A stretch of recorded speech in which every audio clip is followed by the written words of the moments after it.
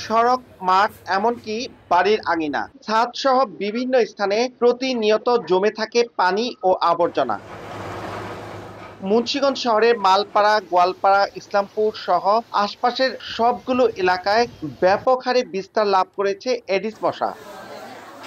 এই পরিস্থিতিতে জেলার ২৫০ শয্যার জেনারেল হাসপাতালে প্রতিনিয়ত বাড়ছে ডেঙ্গু আক্রান্ত রোগীর সংখ্যা। কিন্তু চিকিৎসা নিতে এসে হাসপাতালের অপরিচ্ছন্ন নোংরা পরিবেশ দেখে ক্ষুব্ধ রোগী ও স্বজনেরা। তাদের অভিযোগ, একদিকে হাসপাতালের ভেতরে ও বাইরে নোংরা পরিবেশ, অন্যদিকে পর্যাপ্ত শয্যা না থাকায় নোংরা মেঝেতেই চিকিৎসা নিতে হয় তাদের। বাথরুম টাথরুম যেখানে দেখার সমস্ত ময়লাযুক্ত, এই পাশে যাওয়া যায় না, কোনো পরিষ্কার বলতে নাই। আশেপাশে যে ড্রেন গুলো আছে এগুলা থেকে মশা বংশ বিস্তার করতেছে, এখানে কোনো দিচ্ছে না, মেডিসিন দিচ্ছে না। হাসপাতালের পরিবেশ না থাকলে মানুষ সুস্থ কিভাবে থাকবে? খাবার থুইয়া না তেলা পোকা গাড়ে।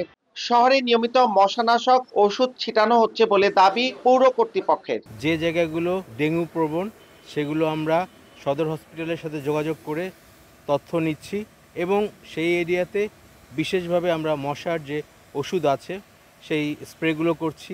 ডেঙ্গু থেকে রক্ষায় সচেতনতা বাড়ানোর পরামর্শ চিকিৎসকের। ময়লা আবর্জনা বা যেখানে ড্রেন রয়েছে, যেখানে পানি জমে থাকে, জমা পানিতে ডেঙ্গু এডিস মশার বংশ বিস্তার করে থাকে। তো ৩ দিনের বেশি যাতে কোথাও পানি জমে না থাকে সেই ব্যবস্থা আমাদের করতে হবে। ১৭ লাখ মানুষ অধ্যুষিত মুন্সিগঞ্জের জেলা সদরে একটি জেনারেল হাসপাতাল ও ৫টি উপজেলা হাসপাতালে বর্তমানে ডেঙ্গু রোগীর চিকিৎসা চলছে। সরকারি হিসেবে জেলায় ২,০৯৭ ডেঙ্গু রোগী শনাক্ত হয়েছে। এর মধ্যে ৭০ জন হাসপাতালে ভর্তি রয়েছেন।